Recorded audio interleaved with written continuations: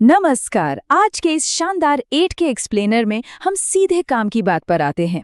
अक्सर हम अपने दिल का तो बहुत ख्याल रखते हैं, फेफड़ों की भी फिक्र करते हैं, लेकिन शरीर के सबसे बेहतरीन सफाई मशीन को पूरी तरह से भूल जाते हैं, यानी हमारी किडनी। तो चलिए आज इसी अनदेखे लेकिन सबसे जरूरी सिस्टम को गहराई से समझते हैं। सच कहूं तो हमारी किडनी का स्वभाव बहुत ही शांत होता है। ये तब तक चुपचाप काम करती रहती है जब तक कि वो 80% तक डैमेज ना हो जाए। जरा सोचिए, अक्सर यूरिन में जलन या बार बार बाथरूम जाने जैसे छोटे लक्षणों को बस गर्मी, तीखे खाने या बढ़ती उम्र का नाम देकर इग्नोर कर दिया जाता है, लेकिन ये एक बहुत बड़ी गलती हो सकती है। तो अब आगे बढ़ते हैं और बात करते हैं उन 3 बड़े दुश्मनों की जो हमारी किडनी को लगातार नुकसान पहुंचा रहे हैं। आइए देखते हैं कि रोजमर्रा की आदतें कैसे खतरनाक बन सकती हैं। सबसे पहला, बिना डॉक्टर की सलाह के धड़ाधड़ ली जाने वाली पेन किलर्स। ये धीरे धीरे किडनी के नाजुक फिल्टर्स को पूरी तरह तबाह कर देती हैं। दूसरा है हाई ब्लड प्रेशर और शुगर। ये चीजें नसों पर इतना दबाव डालती हैं कि उन्हें जाम कर देती हैं। और तीसरा, पानी कम पीना और गलत खान पान। अगर सादे पानी की जगह दिन भर मीठे ड्रिंक्स पिए जाएं तो किडनी का सिस्टम बिल्कुल वैसे ही चोक हो जाता है जैसे कचरे से कोई नाली जाम हो जाती है। अब आते हैं उन 5 वार्निंग साइंस या लाल झंडियों पर जो शरीर तब देता है जब अंदर टॉक्सिन्स बढ़ने लगते हैं। सबसे पहला अलार्म है यूरिन में झाग आना। अगर टॉयलेट में साबुन के झाग जैसी सफेद परतें नजर आ रही हैं तो समझ जाइए, इसका सीधा मतलब है कि किडनी प्रोटीन को शरीर में रोकने के बजाय उसे लीक कर रही हैं। मतलब जो काम उसे करना चाहिए वो उसका ठीक उल्टा कर रही है। दूसरा बड़ा रेड फ्लैग है बिना किसी ठोस वजह के शरीर में सूजन आना। अगर सुबह उठते ही आंखें सूजी हुई लगें या शाम तक पैरों में मोज़ों के गहरे निशान पड़ जाएं, तो ये इस बात का पक्का सबूत है कि शरीर फालतू पानी और नमक को बाहर निकालने में फेल हो रहा है। तीसरा साइन, रात को बार बार यूरिन के लिए उठना। अगर रात में नींद लगातार टूट रही है तो ये किडनी की नलियों में सूजन या किसी अंदरूनी इन्फेक्शन का सीधा इशारा हो सकता है। इसे बिल्कुल भी इग्नोर नहीं किया जाना चाहिए। नंबर 4 पर है लोअर बैक और पसलियों में दर्द। अगर कमर के निचले हिस्से में पसलियों के ठीक नीचे लगातार एक मीठा मीठा दर्द या चुभन महसूस हो रही है तो इसे महज दिन भर की थकान समझने की भूल बिल्कुल मत कीजिए। ये दरअसल उसी जगह से आ रही तकलीफ की आवाज़ है जहां हमारी किडनी होती है। और 5वां संकेत है हर वक्त सुस्ती और कमजोरी का बने रहना।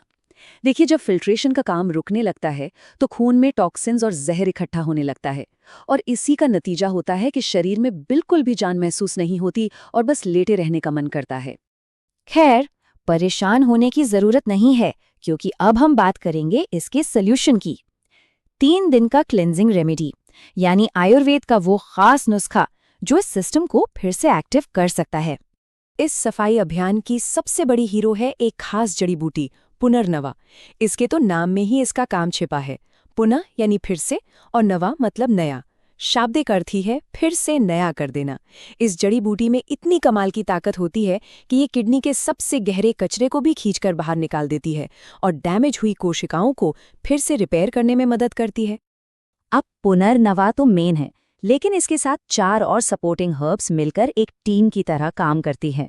गोखरू, जो यूरिनरी ट्रैक्ट को साफ करता है और छोटी पथरियों को बाहर निकालता है। पाषाण भेद, ये पथरी को तोड़कर रेत में बदल देता है और नसों को आराम देता है। वरुण की छाल, ये इन्फेक्शन को जड़ से खत्म करती है और यूरिन के रुके हुए फ्लो को खोलती है। और अंत में साबुत धनिया, जो एक कूलेंट का काम करता है ताकि इस पूरी गहरी सफाई के दौरान शरीर में कोई जलन या तकलीफ ना हो। ध्यान रहे, इन सभी को 50-50 ग्राम की बराबर मात्रा में लेना है। अब इसे बनाना कैसे है, इसके स्टेप्स बहुत क्रूशियल हैं। सबसे पहले इन जड़ी बूटियों को मोटा मोटा कूट लीजिए। ध्यान रहे, मिक्सी में बारीक पाउडर बिल्कुल नहीं बनाना है, इसके रेशे बचने चाहिए। फिर एक बड़ा चम्मच मिश्रण लेकर उसे 300 से 400 ml पानी में रात भर भिगो दीजिए। अगली सुबह इसे बिल्कुल धीमी आंच पर तब तक पकाना है जब तक पानी आधा न रह जाए। फिर इसे छानकर हल्का गरम ही घूट घूट करके खाली पेट पीना है। और एक बहुत जरूरी बात, इसे पीने के 1 घंटे बाद तक कुछ भी खाना या पीना सख्त मना है। अब आगे बढ़ते हैं, क्योंकि इस 3 दिन के डिटॉक्स के दौरान सिर्फ काढ़ा पीना काफी नहीं है, बल्कि कुछ बहुत ही जरूरी डाइटरी रूल्स को फॉलो करना भी उतना ही अहम है। इन 3 दिनों में हमें अपने डाइजेस्टिव सिस्टम और किडनी को थोड़ा रेस्ट देना है। तो खाना क्या है? बिल्कुल हल्का भोजन, जैसे लौकी, मूंग की दाल या पतली खिचड़ी। और क्या बिल्कुल नहीं खाना है? सफ़ेद नमक तो पूरी तरह अवॉइड करना है। ये समझ लीजिए कि वो किडनी के लिए जहर है। इसके अलावा भारी प्रोटीन्स जैसे मीट, पनीर और कोई भी पैकेज्ड जंक फूड बिल्कुल बंद, ताकि किडनी को इन्हें पचाने में एक्स्ट्रा मेहनत न करनी पड़े। 10 से 12 इस नंबर को बहुत अच्छे से याद कर लीजिए। इन 3 दिनों के दौरान हर दिन कम से कम 10 से 12 ग्लास हल्का गर्म पानी पीना बिल्कुल मैंडेटरी है। क्यों?